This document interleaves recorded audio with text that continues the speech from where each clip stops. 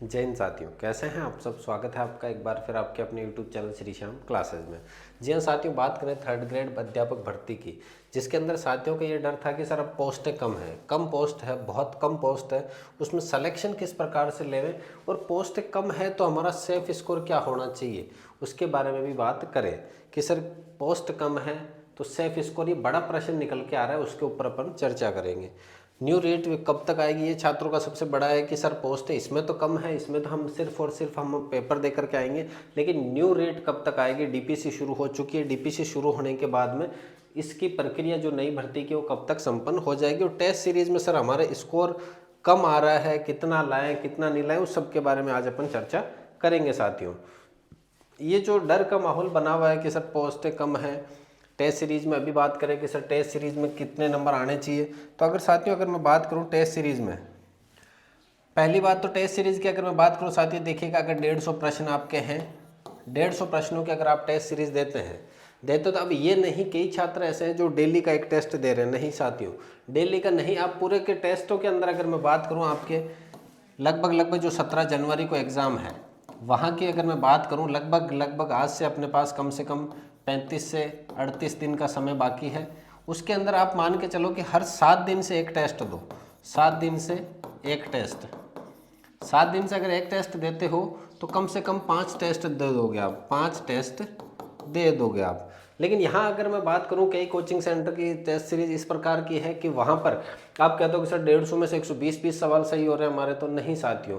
Test series वो होनी चाहिए जो गुणवत्तापूर्ण हो, जिसमें से आपको लगे, जो आपका दिमाग हिलाए, जो आपको प्रिपेयर करे, कि जो अंदर गहराई में ले जाने की कोशिश करे। ऐसा नहीं कि सीधा उत्तर देखा टिक हो गए, उत्तर देखा टिक हो गए, वैसे भी टेस्ट सीरीज किसी काम की नहीं है। अब टेस्ट सीरीज में कम नंबर आ रहे हैं सर हमारे, तो नंबर कम बन रहे हैं, हम तो टेस्ट दे रहे हैं 150 नंबर का, 300 में से सर हमारे तो 150 से ऊपर सवाल प्रश्न अंक जो है वो जा ही नहीं रहे। अब क्या करें। तो साथियों हो सकता है जो टेस्ट सीरीज आप दे रहे हो वो हाई लेवल की हो, उसमें 150 नंबर लाना मतलब मेन एग्जाम में आप 200 प्लस भी ला सकते हो। तो साथियों इसका टेस्ट सीरीज में कम नंबर आना, कम नंबर नहीं आना, इससे यहाँ कोई फर्क नहीं पड़ने वाला। मेन एग्जाम में जो नंबर आएंगे वही आपके काम आने वाले हैं। तो यहाँ आपके हो सकता है कम नंबर आए 5-10, लेकिन वहाँ पर साथियों बढ़कर ही आएंगे नंबर, ये मेरा दावा है। तो टेस्ट सीरीज में कम नंबर आने पर आपको घबराना नहीं है, सिर्फ ये देखो कि कम से कम 5 टेस्ट तो मैं दे करके ही जाऊँ। अब ऐसा भी नहीं कि आप अलग अलग कोचिंग सेंटरों के दो, अलग अलग कोचिंग सेंटर के टेस्ट देते हो, तो उसमें हो सकता है किसी में आपके 150 आए, किसी में आपके लगभग 200 तक पहुंच जाओ। तो साथियों यहाँ सिर्फ और सिर्फ आपको क्या करना है, टेस्ट देना है। टेस्ट क्या करना है, टेस्ट देना है, उसके अलावा और कुछ भी नहीं। कम नंबर आ रहे हैं ज़्यादा आ रहे हैं, इससे आपको इतना कोई ज़्यादा गौर नहीं करना है। तो टेस्ट सीरीज वाले कम नंबर वालों को बेफिक्र रहे, वहाँ के जो नंबर रहेंगे वही देखी जाएगी। एग्जाम की कट ऑफ क्या रहेगी सर। साथियों कट ऑफ की बात करें तो पहले जब पेपर होगा, पेपर के बाद में ही कट ऑफ डिसाइड होती है कि पेपर किस लेवल का था। पेपर का लेवल देखा जाएगा उसके बाद में कि पेपर जैसे सरल है, हार्ड है, मॉडरेट है, किस प्रकार का पेपर है, यहाँ कितनी उपस्थिति रही है, कितना कंपटीशन है, वो सब जांच परख करने के बाद में कट ऑफ बताई जाती है। तो छात्रों का जो सवाल जवाब है कि सर इसकी कट ऑफ कितनी जा सकती है, पिछली बार तो इतनी गई थी, तो साथियों कट ऑफ पिछली बार जो गई थी वो पेपर वगैरह सब कुछ होने के बाद में थी। यहाँ पर जैसे ही पेपर होता है उसके बाद में हम जरूर एक वो अनुमान लगा सकते हैं कि यहाँ पर कट ऑफ ये रह सकती है। अभी मैं अनुमान लगा दूं कि कट ऑफ आपकी लगभग 200 अंकों पर रहेगी, लेकिन पेपर का लेवल इतना हाई आ जाए कि 200 छोड़ो 150 अंकों पे सिलेक्शन हो जाए। तो साथियों कट ऑफ का यहाँ अभी पेपर देने से पहले अपन कुछ भी नहीं कह सकते। जो आपका बार बार बड़ा प्रश्न था कि सर कट ऑफ पिछली बार 190 थी, पिछली बार 206 थी, हमारा सिलेक्शन होगा कि नहीं होगा, अब की बार हम मेहनत कर रहे हैं 206 है, तो अब की बार कितने नंबर लेकर के आए। तो नंबर वगैरह कुछ ही नहीं साथियों, आपको अपनी तैयारी का 100% देना है। 100% अगर देते हो तो सिलेक्शन सुनिश्चित है साथियों।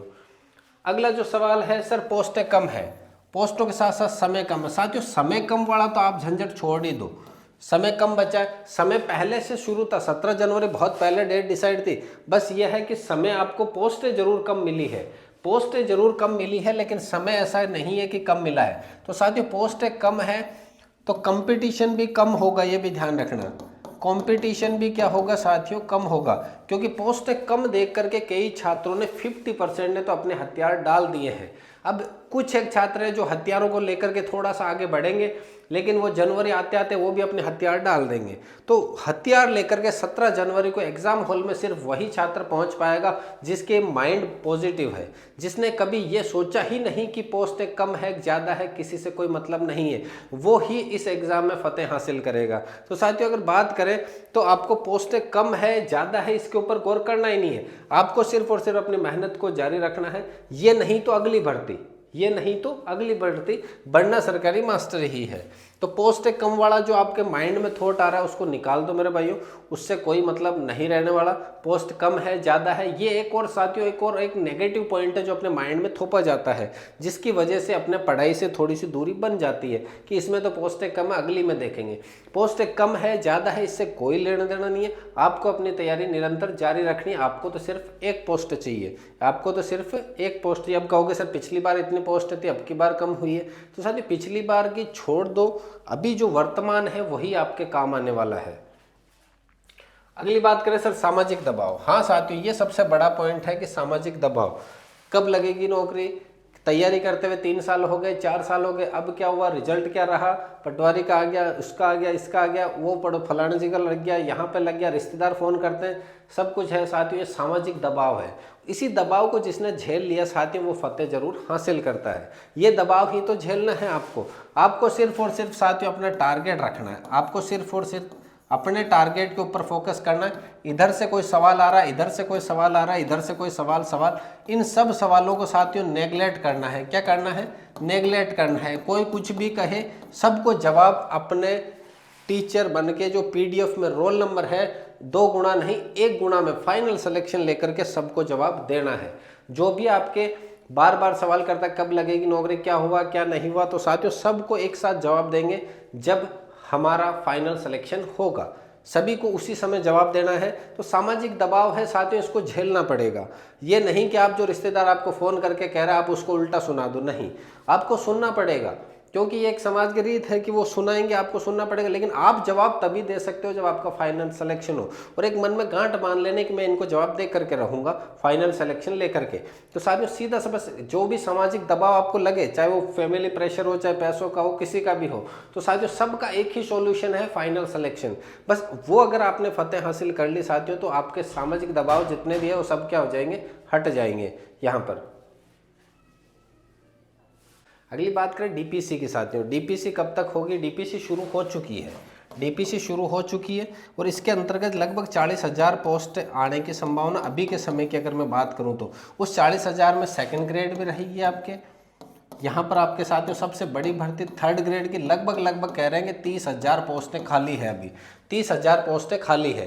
तो ये 30,000 पोस्टें, और साथ में जब 1 साल बाद भर्ती आएगी तो न्यू रीट की अगर मैं बात करूँ साथियों, ये जो है इसमें देखिएगा पात्रता का जो एग्ज़ाम है साथियों वो आपके 26 लास्ट तक हो जाएगा, 26 लास्ट तक हो जाएगा पात्रता का एग्ज़ाम। अगर बात करें मेंस की, जो न्यू भर्ती है मेंस जो है, रेट मेंस 2027 होगी, रीट मेंस 2027 में साथियों शुरुआत के अंदर होगी। जैसे अभी 26 के शुरुआत में कौन सी हो रही है, रीट मेंस हो रही है, उसी प्रकार से 27 के शुरुआत में आपके रीट मेंस का एग्जाम देखने को मिल सकता है। तो साथियों 1 साल का लंबा इंतजार रहेगा, लेकिन 1 साल के इंतजार में आपके पोस्टें बहुत ज़्यादा रहेगी। तो साथियों उम्मीद करता हूँ आज के इस सेशन में जो भी आपका डाउट था 3rd ग्रेड अध्यापक भर्ती को लेकर के वो दूर हुआ होगा। फिर भी आपका कोई कमेंट रहता है किसी भी प्रकार का साथियों, तो आप बेझिझक कमेंट कर सकते हैं। और शैक्षिक परिदृश्य से बात करें, सिलेबस की भी साथियों अगर मैं बात करूं तो राजस्थान जीके का देखिएगा, राजस्थान जीके नॉर्मल रहने वाला है। आपने देखा होगा जितने भी एग्जाम आ रहे हैं वहाँ राजस्थान जीके का जितना भी पार्ट है सब का सब नॉर्मल तरीके से पूछे जा रहे हैं, तो यहाँ इतना गौर नहीं करना। मेन जो आपको फोकस करना है एक तो शैक्षिक परिदृश्य पे, शैक्षिक परिदृश्य, उसके अलावा साइको, उसके अलावा राजस्थान का सामान्य ज्ञान, साथ इनके ऊपर अगर फोकस कर लिया, यहाँ महारत हासिल कर लिया आपने, तो ये तो आपका सभी का सही होगा। क्योंकि नॉर्मल प्रश्न आ रहे हैं, 1 लाइनर आ रहे हैं, तो आप देखोगे जितने भी एग्जाम हो रहे हैं नॉर्मल प्रश्न हर एक सही कर रहा है। ये वाले खास तौर पे इनके ऊपर अगर फोकस करते हो साथियों, तो ये आपको सफलता जरूर दिला सकते हैं। इनका अगर आपको पढ़ना है कि सर ये सब कुछ एक जगह है मेरे को मिल जाए, तो अपने इसी चैनल पे जाना, प्लेलिस्ट के अंदर। कहाँ जाओगे साथियों, प्लेलिस्ट के अंदर जाना, एक तो बनी हुई है रीट मेंस शैक्षिक परिदृश्य की, उसके अंदर अपन ने हर एक टॉपिक करवाया शैक्षिक परिदृश्य का। नवाचार पूरी करवाई रखी है, साइको पूरी हो रखी है साथियों। सामान्य ज्ञान के भी टॉपिक कुछ हो रखे हैं, कुछ बाकी है वो भी चल रहे हैं साथियों। वहाँ पर आप जाकर के देख सकते हैं, शॉर्ट एंड स्वीट 10-10 मिनट की क्लासें हैं, वहाँ पर आप जाकर के यहाँ पर अवलोकन कर सकते हैं साथियों। उम्मीद करता हूँ आज की क्लास आपको पसंद आई होगी। तो मिलते हैं अगली क्लास में, तब तक के लिए जय हिंद, वंदे मातरम।